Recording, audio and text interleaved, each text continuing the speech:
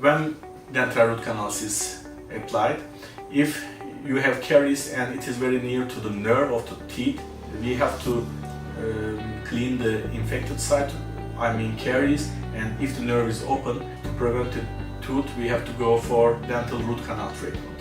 Or if you have any abscess at the root of the canal, it may be caused by caries or some pressure or some accident, then we have to go for root canal treatment again.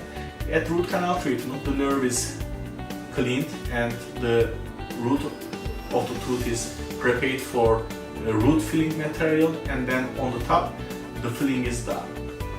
If you have any problems about that treatment, I mean root canal treatment, please contact our clinic.